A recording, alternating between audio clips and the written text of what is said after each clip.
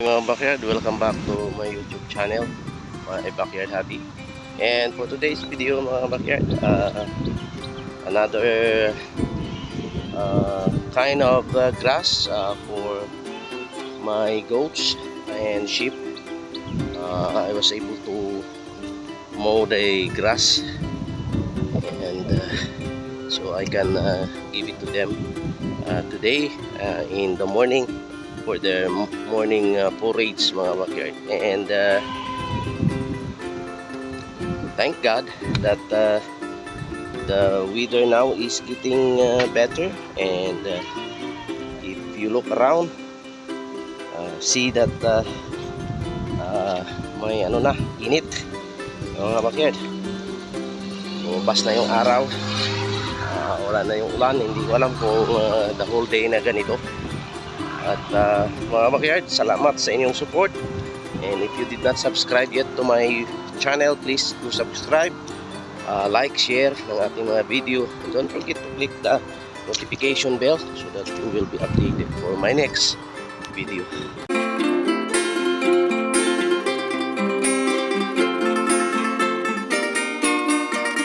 Mga backyard, ito yung ating nagalay na or na-mow na damo mga backyard. At yung aking mga alaga ay umiiyak na kasi gustong gusto na rin kumain.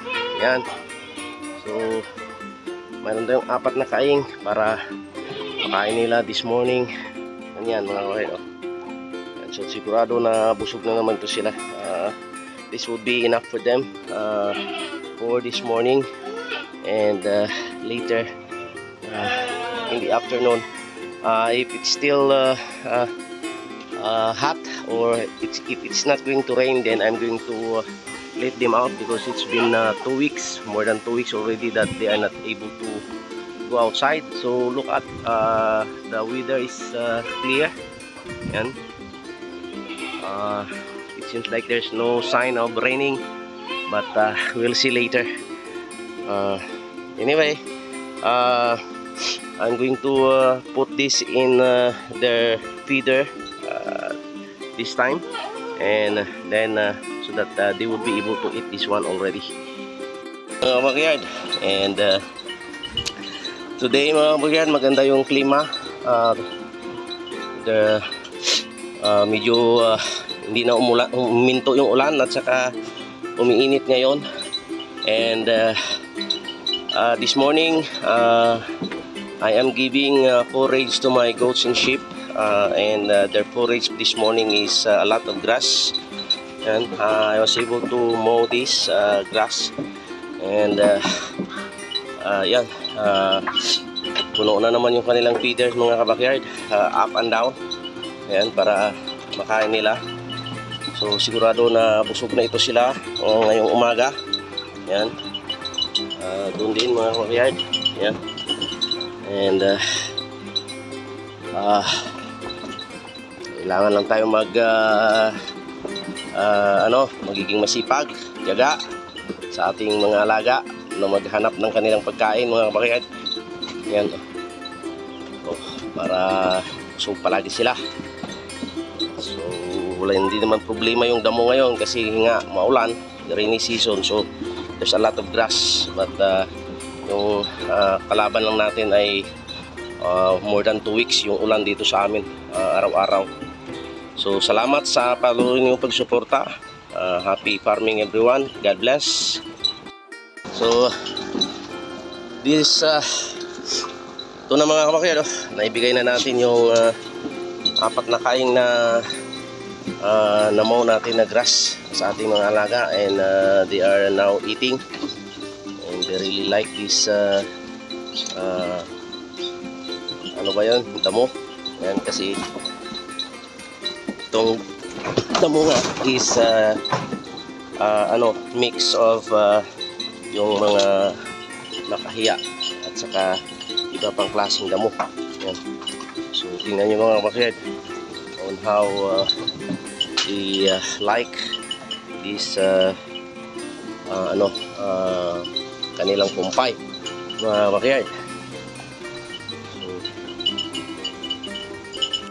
patuloy na kanilang kinakain yung kanilang kumpay mga backyard.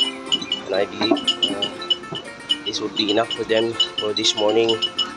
And later this afternoon, if the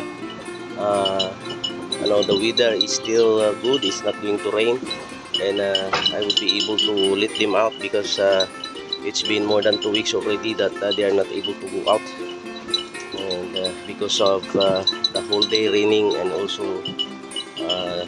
the whole night. So kaya mga backyard to, kumpay na lang silang kumpay mga backyard. Pero yan, maraming damo ang kanilang pagkain this morning mga backyard. Yan nyo naman, kapag maubos nila to, sigurado na busog na sila mga backyard. Yan ang ating mga alaga, enjoying their morning forays, their morning food. Yan.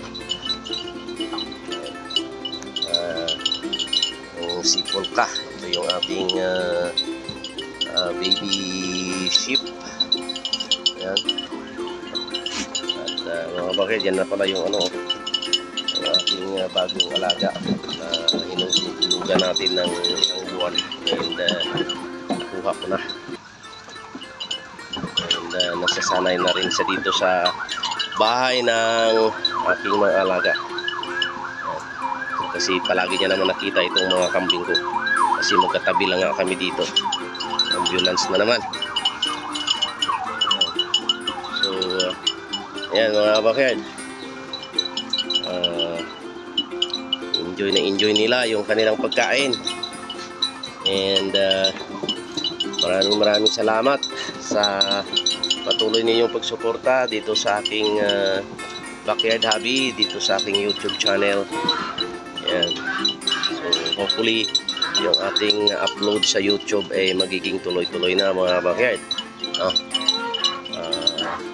So happy na sobrang busy lang tayo, and wala tayong oras na mag-edit ng mga videos, kung ng mga long videos dito sa ating mga ginagawa, kasi nagmamadali nga tayo.